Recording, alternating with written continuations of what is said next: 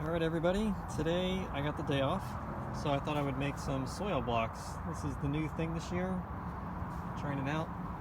Taking a tip basically from Jim Kowaleski, who I was watching not too long ago, and he's a market gardener, and he was talking about how he gets his seedlings going. So let me show you what I got going on. I've got a bucket here for mixing, and this looks like a soupy mess, but it is basically 2 parts coco coir and 3 parts potting soil. And then over here is my brand new micro blocker. It's a mini and it does 20 at a time. Basically what you do is you fill this thing with soil and then you press it, and you end up with these tiny little blocks with little indentations in there, and that's where the seeds go, which is pretty cool. So let's see if we can get it going. So this is the first time I've tried this mix. The last time I tried, I think it was 1 to 3, and they held together pretty good, but I think they would be a little bit better with 2 to 3. So let's see what happens. So basically you kind of like fill it up, press it in there, all right, just like that. And then, whoops, this actually might be a little too wet.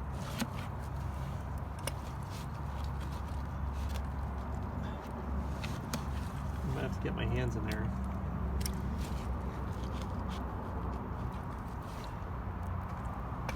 Oops, one of them is not filling up. Okay, so filled it up. I'm going to take it over to my tray, press it out. There you go. 20 little blocks. It's pretty cool. There's a tiny space in between them.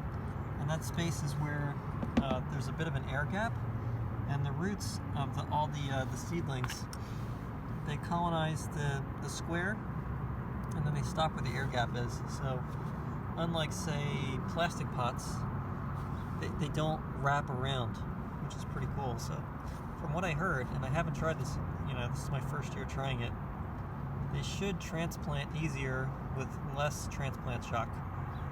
I'll show you what they look like once the seedlings get going and I fill this tray up. Alright, so here we are again. I finished it up. Here's what it looks like. There's something very satisfying about this. So neat and orderly. So in a standard tray, whoops, show it like that. I got, let's see, these are 20 a piece. 1, 2, 3. I got 240, which is really cool. And what we're going to start today is true potato seeds. These are potatoes. Sometimes, I mean, there are a couple of websites that sell these, actual seeds instead of quote seed potatoes. The varieties here are Gunter Red and Lewitt. They should be pretty well adjusted to the Pacific Northwest, and we'll see what happens. So yeah, there we go. All right, and then here's what they look like once they get going. You got some onion seeds here in the front, some broccoli, and then some poppies back here. So yeah, I was worried that they weren't gonna, one, that they weren't gonna sprout because they didn't have enough soil contact, and 2, that they were gonna dry out, maybe 3, that the little blocks are gonna fall apart, but they're actually pretty sturdy. It's kind of surprising, yeah, that they're pretty happy. And the bonus of this is that I don't waste tons of plastic pots